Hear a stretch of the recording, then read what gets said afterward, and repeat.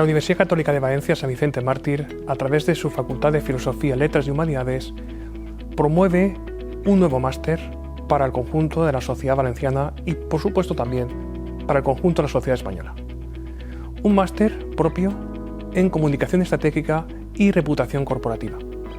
Se trata de un máster absolutamente inédito en la Comunidad Valenciana y un máster que tiene por misión reflexionar en torno a los intangibles que jalonan la gestión empresarial.